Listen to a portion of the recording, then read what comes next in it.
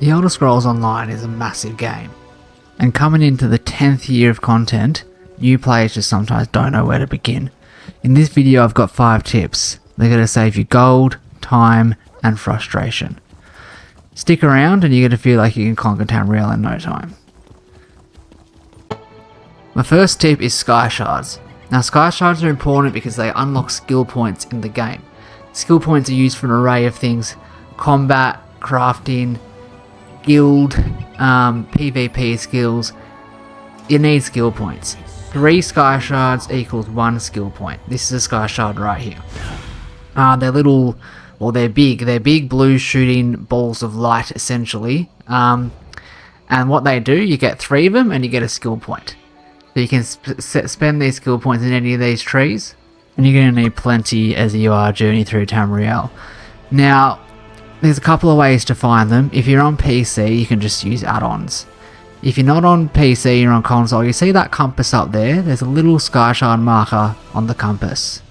When you get close enough to one, that'll appear, and you can go find it. Otherwise, console players, really, you just gotta look for them. The Skyshard menu in the achievements does give you a little bit of a clue as to where they are, but it isn't very helpful. But PC players, go for add-ons. Console players, just keep an eye out. The next tip I have is going to be guilds. Find a guild straight away. There's typically going to be 3 or 4 types of guild. You have trading guilds, which if you're new, don't worry about trading guilds just yet. You have PvE guilds, which focus on dungeons and trials, or you have PvP guilds, which obviously focus on PvP.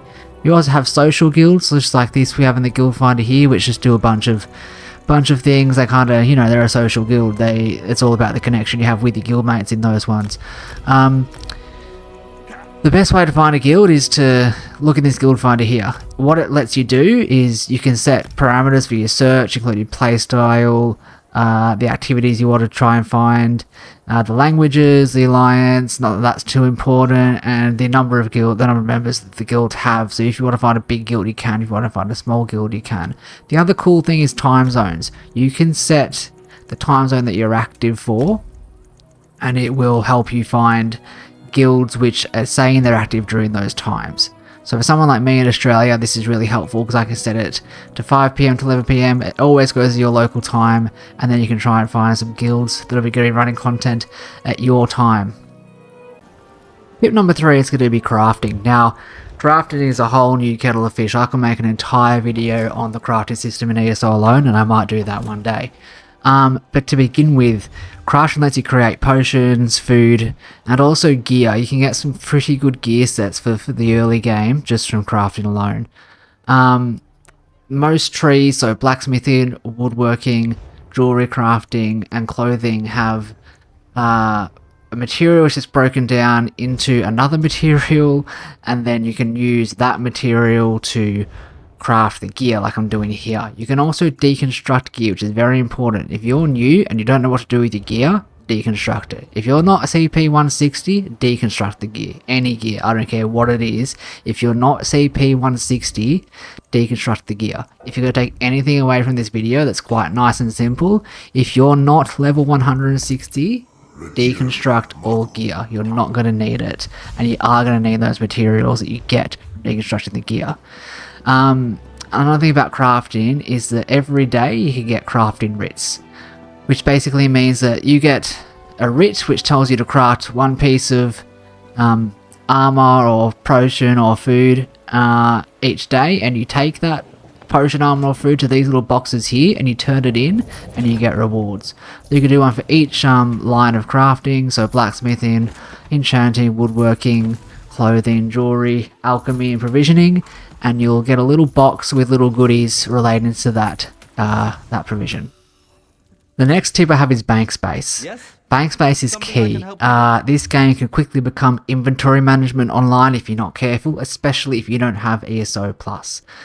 So I do recommend, if you do have the spare gold, upgrade the bank space. To do that, all you need to do is to go to the banker like you have here, and on PlayStation you can press R3 to see it down there, and you can pay a sum of gold to upgrade the bank.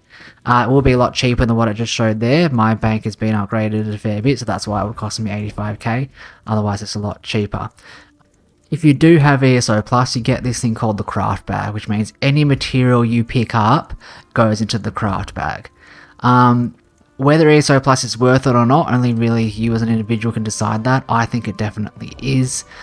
Just for the craft bag alone, really, it saves so much time managing your inventory if you have the craft bag. The next tip is going to be pick up everything, which really relates to the last tip, especially if you have the craft bag. Pick up everything. There's achievements for it, for gathering anything you need. If you have ESO Plus, pick up everything. There's nothing you don't need. Pick it all up. And that's my top 5 tips, guys. If you want another 5, let me know, because there's plenty more. I had to narrow this down to 5. I had about 20 tips I could have given, but they're my top 5.